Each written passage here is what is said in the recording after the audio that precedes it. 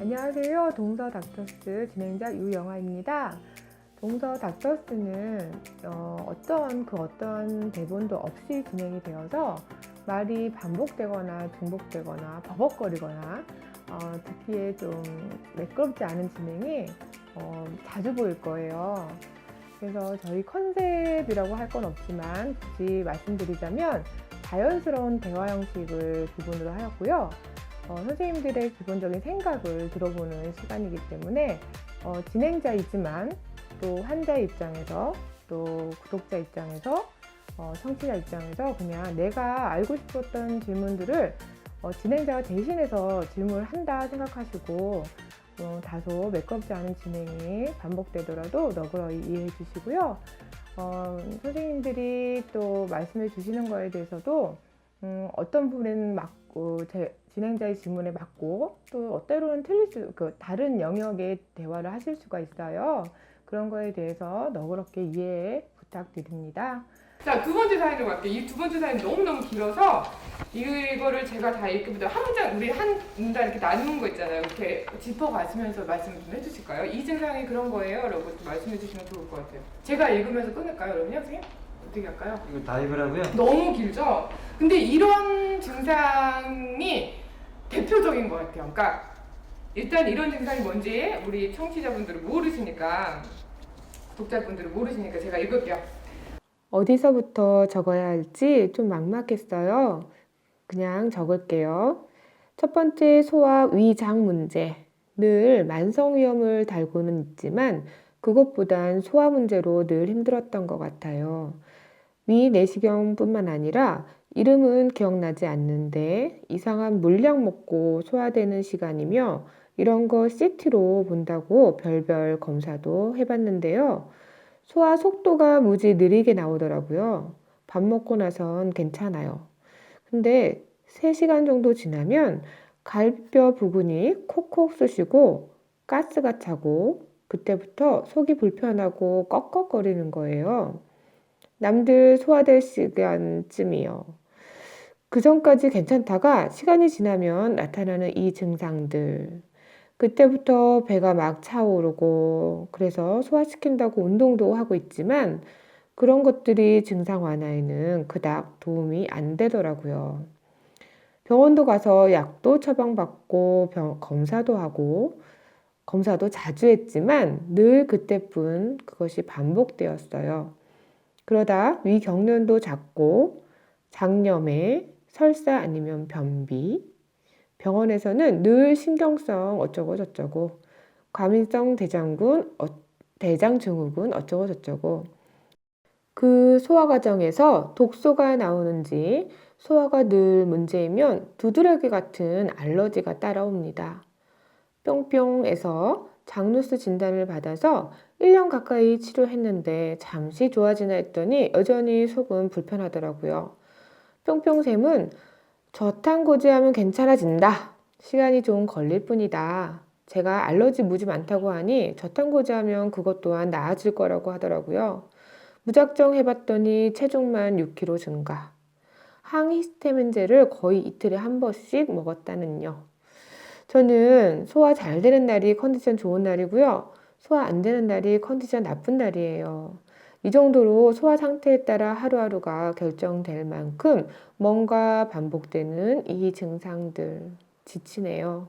세포를 살려야 한다는 막연한 말만 참. 참고로 전 20대 중반부터 알러지가 심해서 물론 지연성 알러지에서도 장누수가 있는 만큼 3에서 6단계까지 음식들이 많이 나왔고요. 음식뿐만 아니라 콜드 알러지, 추우면 두드러기가 올라오는 거, 콜린성 알러지, 급격한 온도 변화에 두드러기 묘기증도 가지고 있어요. 운동하다가 땀이 나는데도 몸은 한없이 차가워서 간지럽고 두드러기 올라와서 땀나는 운동은 삼가하는 편이에요. 참 신기하죠? 땀나는데 몸은 점점 차가워지는 이 증상들. 피부과에서는 늘 하는 말이 답이 없다. 잘 관리해서 증상이 나아지기를 바랄 수밖에 없다고. 먹는 거 조심하고 격한 운동 삼가하고 보습제 잘 바르고 등등. 모든 병원은 근본적인 치료를 하는 게 아니라 늘 그 당시 증상 완화가 다이었기 때문에 지금도 병원은 늘 돌팔이라고 생각합니다. 항히스타민 약만 20년 가까이 먹고 있어요. 두드러기가 나서 약 먹고 나면 참 피곤도 하고 기운도 빠지고 그렇습니다. 이 약들의 장복이 소화계통에 안 좋은 영향을 미치는 것 같기도 하고요. 여튼 이런 알러지랑 소화, 장 이런 문제로 20대 중후반부터 전 가공식품이나 외식은 잘하지 않았어요. 가끔 미쳐 날뛸 때 먹을 때도 있으나 그럴 땐 늘 장이 탈나서 병원에 가거나 알아눕거나 하지요. 그냥 지나간 적은 없는 것 같아요. 90% 이상 늘 장이나 위나 알러지나 뭐든 탈이 나지요. 운동은 그나마 건강을 위해 내가 할 수 있는 최소한 것이다 라는 생각에 뭐라도 늘 해왔던 것 같아요. 그래서 왜 보통 안 좋은 식습관이나 운동하지 않는 현대인들은 건강 상태가 안 좋다는데 저는 억울합니다. 저는 포함되지 않는 것 같거든요. 제 생각일 수도 있지만. 그래서 가끔 억울해요. 좀 더 뭐를 해야 나아질까? 괜찮아질까? 운동을 너무 많이 하나? 이것마저 안 하면 더 아플지도 모르는데 하는 약간의 운동 강박증도 있는 것 같아요. 그리고 원래 알러지도 많고 항히스타민제를 20년 가까이 복용하다 보니까 채식 위주의 소위 말하는 과일, 야채, 콩, 해산물은 많이 먹었던 것 같아요. 고구마가 주식이고요. 저탄고지를 알고 나서 소금의 중요성을 머리로는 알겠는데 여전히 소금 섭취는 미약한 듯 합니다. 그리고 어차피 가공탄수는 잘 섭취하지 않았던 터라 지방만 늘리고 야채나 뿌리탄수로 간헐적 단식을 하면서 장누수 치료하고 1년여간을 보냈는데요. 상태는 그때뿐이었고 그닥 나아지진 않았어요. 뭔가 더 몸이 왔다 갔다 하고 장은 탈나고 탈모는 막 시작되고 뭔가 제가 제대로 안 했을 수도 있었던 것 같기도 하고요. 모르겠어요, 잘. 근데 쌤은 저를 말합니다. 쌤이 저번에 제가 자꾸 탈이 나니까 준영쌤한테 말해주셔서 그때 자율신경계 이상이라고 하셔서 고지하지 말고 생채소 먹지 말고 설탕, 과일, 밀가루, 음료수 끊고 일반식 하라고 하셔서 그때부터 그렇게 했더니 생채소만 많이 먹다 익혀 먹으니까 진짜 소화도 좀 나아지고 알러지도 확연히 주는 것 같더라고요. 그리고 그때 양도 좀 줄었던 터라 그리 몇 달 알러지 약 두세 번 먹고 괜찮아져서 진심 내게도 평화가 오나 보다 했는데 일이 많아지고 신경 쓸 것들이 좀 더 생기니 여전히 소화랑 알러지랑 갈비뼈 쿡쿡 쑤시는 증상들이 뻑하면 소장염증이라 하고 여튼 그런 것들이 반복이 되네요. 가공식품 잘 먹지 않는 상태에서 채소들, 뿌리 채소들 이런 것들조차 너무 많이 먹는지 소화가 일이 문제인데 당최 얼만큼 적게 먹어야 소화가 문제가 안 되는 건지 보통 탄수를 줄이면 나아진다는 증상들이 저는 그닥 와닿지 않았어요. 그냥 안 먹어버리면 안 아픈 것 아닌가? 그리 살지 못하니까 그리 또 살고프지 않아요. 그래서 오늘은 또 먹고 또 아프네요. 이 무식한 짓거리 하고 있는 거겠죠? 마술 전 일주일, 열흘 이 정도 때에는 더 심해지는 것 같아요. 위 운동도 스톱, 장 운동도 스톱, 제일 많이 탈나고 체하고 토하고 생선 위주의 단백질을 거의 섭취하다 요즘은 장 좀 나아지려고 사골국도 먹고 고기도 좀 먹어주는데 더 기다리면 진짜 좋아지기는 하는지 요즘은 쌤이 아시다시피 상태가 별로예요. 시 방전되고 멍도 잘 들고 감정 기복도 크고요. 전형적인 소음인이기도 하고요. 에스트로겐이며 갑상선 기능 저하며 이런 검사는 안 해봤는데 준영쌤 강의 들으면 이게 문제인가 싶기도 합니다. 여튼 이런저런 증상들에 지쳐가고 있는 요즘이네요. 이 증상을 좀 다시 지금 선생님들 강의 듣고 읽으니까 어디가 문제인지를 알겠어요. 어디가 문제예요? 이분이 성격이 되게 예민하잖아요. 네. 근데 아까 예민한지는 모르겠어요. 근데 왜 자기 일도 많고 성격도 아까 나 이런 거 예민한 써서 네, 예민한 네. 걸 써요. 네. 되게 예민한 사람인데 소음이라는 거는 참 그래요. 표현이 근데 저탄고지를 계속했다가 더 망가진 상태예요 지금. 그러니까 아까 선생님이 말씀해주신 케이스에 들어가는 건 거죠. 이분은 계속 이렇게 아파요. 그리고 일단은 20년간 항히스타민제를 먹었고 지금 40 중반이거든요. 그리고 여자예요. 여자고 병원이랑 병원을 너무 많이 가봐서 지친 상태예요. 또 병원 가라고 하니까 싫은 거예요. 아까 원인 제 치료를 생각에는 받아보자. 쭉 들어보는데요. 치료를 제대로 받으시지를 않은 것 같아요. 적절한 병원을 못 찾은 것 같죠. 자기 스스로는 병원을 너무 많이 돈도 많이 썼는데 이제 읽어보니까 돈은 돈대로 쓰고 몸은 몸대로 지치고 몸은 여전히 아프고 이런 상태예요. 그러니까 다 돌팔이가 되잖아요. 그래서 뭐 치료를 아이고, 참, 적절한 너무 치료를 못 안타깝습니다. 받으신 것 같고 네. 뭐 식단 같은데 굉장히 많이 의존하시는 게 아닌가라는 생각을 해보게 돼요. 이게 이제 사실 환자분들이 이런 증상들을 가지고 오시거든요. 근데 진짜 문제는 우리가 그 사람한테 물어보고 캐내야지 되는 것들이 굉장히 많아요. 이 증상은 그냥 겉으로 보이는 것들이고요. 그 원인, 근본 원인이 되는 것들은 대부분 저 안쪽에 숨어져 있는 것들이 많거든요. 네. 대충 뭐 이런 여러 가지 문제들을 봐도 이분은 머리부터 발끝까지 일단은 다 문제가 있으신 분이에요. 그러면 머리부터 발끝까지 다 봐주는 곳을 갔으면 좋아지셨을 거예요. 근데 뭐 예를 들어서 뭐 두통이 있으니까 뭐 신경과를 가든지 뭐 신경외과 가든지 뭐 이게 또 소화가 안 되니까 내과에 가서 내시경을 하든지 두드러기 나니까 피부과를 가든지 이렇게 하니까 돈은 돈대로 다 쓰고 갈만한 데는 다 가봤는데 치료가 안 된다라고 이제 생각을 하게 되시죠. 너무 이제 그러니까 그 말씀이 제대로 된 치료가 똑같은 말인데요. 부분적으로만 계속 그러다 보면 두드러기 항히스타민제 아까 20년 드셨다는데 두드러기 나면 항히스타민제 먹는다라는 이게 치료라고 생각을 하시는 것 같아요. 막아드는 거잖아요. 그렇죠. 항히스타민제가 필요 없게 두드러기가 안 나게끔 만들어줘야 되는데 그러시니까 본인도 지금 그거는 돌아다니시는 알아요. 거죠. 그래서 병원 가서 그렇게 처방을 해줄까봐 두려운 거예요. 그러니까 그래서 안 가게 음식물 알러지를 조심하는 것도 굉장히 중요한데요. 이분은 크고 딱딱하고 찔긴 거 씹는 거를 피해야 돼요. 크고 딱딱하고 찔긴 거 씹는 거. 네. 그리고 이제 뭐 고기 같은 거 이런 것들을 먹을 때도 가능하면 작게 잘라서 먹는 게 더 좋고, 아까 얘기했던 것처럼 이런 분들한테는 아미노산 쉐이크를 먹는 게 훨씬 더 도움될 수 있어요. 단백질. 네. 근데 그 전에 치료를 잘 하는 것이 중요한데, 물론 아까 이제 그 기능의학 병원, 유명한 기능의학 병원에서 치료를 어느 정도는 받았을 거예요. 네, 받기는 받았지만, 이 치료도 여러 가지 그런 이제 뭐랄까 자기만의 노하우들이 있는 곳들이 이제 많이 있거든요. 네, 그러니까 그런 데 가서 다시 한 번 더 치료해 보는 게 중요하고요. 장 치료는 절대로 한 번에 안 끝나요. 왜 그러냐면은 장을 이렇게 치료를 하는 거는 엄마가 청소를 다 했는데 네. 애가 따라오면서 어지럽히면 청소가 될까요, 안 될까요? 안 되죠. 안 돼요.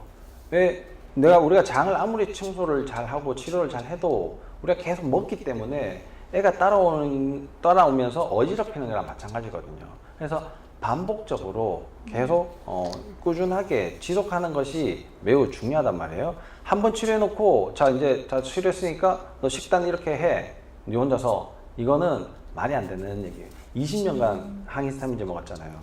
이 사람은 20년 전부터 문제가 있었던 게 아니라 벌써 그 전부터 문제가 있어서 20년 전에 항히스타민을 먹기 시작하게 된 거예요.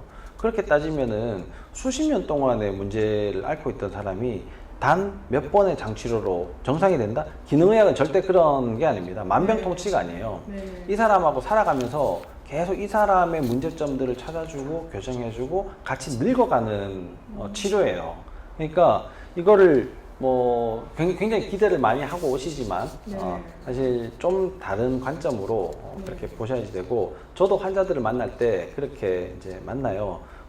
한 번은 만나고 끝날 환자들이 아니고 네. 내 평생 계속 어떻게 보면은 내가 죽을 때나 저 사람이 죽을 때가 돼야지 헤어질 수 있을지도 모른다는 생각으로 만나게 되거든요. 네. 그러니까 그렇게 본인들도 내 몸을 관리하는 것을 항상 놓지 마시고 꾸준히 하시는 것이 굉장히 중요하다고 생각을 합니다. 네. 그리고 분명히 잠도 잘 못 잘 거예요. 이분은 가려워서도 못 자겠지만 분명히 잠도 못 자고 제일 힘든 게 소화 안 되고 뭐만 먹으면 토하고. 네. 저는 처음에 얘기를 들었을 때 식이장애인 줄 알았어요. 네. 이렇게 먹고 토할 수 있는 거 있잖아요. 예, 막 그런 분인 줄 알았어요. 근데 조금 그런 경향도 네, 보이시는데 먹고 토하고 근데 산다면서 식단도 뭔가 제대로 잘 못하실 거예요. 탈모가 올 정도로 하셨다는 거는. 그때는 저탄고지 지속할 때 그랬고 지금은 그 설렁탕처럼 이렇게 국물 뼈 육수. 국물, 육수 네, 정도로 네. 먹는 사골 거예요. 국물. 왜요? 그죠? 이게 소화가 안 되니까. 소화 안 될 때 자꾸 그렇게 드시는 게 제일 안 좋아요. 안 좋아요? 죽 소화 안 될 먹고. 때는 어떻게 하는 걸까 그러면? 어이, 그리고 최근 간 병원에서는 소화가 너무 안 될 때는 그만 먹지 말고 차라리 그 링걸 맞으면서 속을 비워줘라. 근데 그게 하루 이틀이에요. 이 사람은 그러니까 맨날 그거는 소화가 이제 안 돼. 절식할 때는 당연히 필요한 행위지만 소화기를 살려주는 치료들을 해야죠. 그런 거 근데 어느 이게 뭐가 치료가 제가 볼 때는 그냥 너무 장기간의 치료가 필요할 것 같죠? 아까 그 말씀이 네, 저는 이제 순리라는 말을 쓰는데요. 네. 그냥 단시간에 10년, 20년 묵은 거를 한두 달 만에 치료된다는 것 자체가 기적이에요.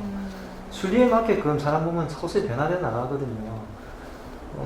적어도 피부가 한 바퀴 턴오버 되는데도 한 달 넘게 걸리고 이 턴오버가 몇 번을 반복을 해야지 네. 피부가 재생이 돼 나가는데 피부뿐만이 아니라 지금 장 다 탈나고 지금 자율신경의 문제도 심각하시고 뭐 이런 상태에서 어쨌든 제가 볼 때는 치료를 제대로 안 하신 것 같아요. 치료 잘하면 치료를 제대로 못 나아질까요? 받으셨다고 많이? 해야 되나? 많이 좋아지죠. 당연히. 환자도 노력하고 선생님도 같이 그죠? 네. 치료 안 되는 병이 있어요. 다 순리에 맞게 되죠. 저는 치료 안 되는 병이 있습니다. 뭐 있을까요? 뭐 제가 다 고칠 수 있는 건 아니에요, 사실. 그쵸. 솔직히. 예, 신이 그리고 아니니까. 그렇죠. 그러니까 망가진 상태에 따라서 네. 이 사람이 되느냐 안 되느냐를 정확하게 구분해 주는 것도 기능의학이 해야지 될 일 중에 하나라고 생각하거든요. 이 식단이 굉장히 좋지만 이 식단을 무조건 하면 너 살 수 있다라고 얘기하는 거는 굉장히 만용이에요. 맞아. 네, 그거는 인간으로서도 할 수 없는 일이고 네. 사람으로서도 해서 안 되고 의사로서는 더더군다나 전문가잖아요. 네, 네. 그러면 이 사람이 알지 못하는 부분까지 다 헤쳐가지고 되지 못하는 부분에 이 사람의 기대감을 약간 낮춰줄 필요도 있어요.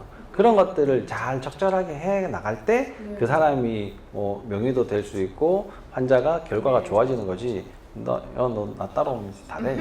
뭐 이런 그건 아니라고 생각을 합니다. 맞아요. 좋아하십니다.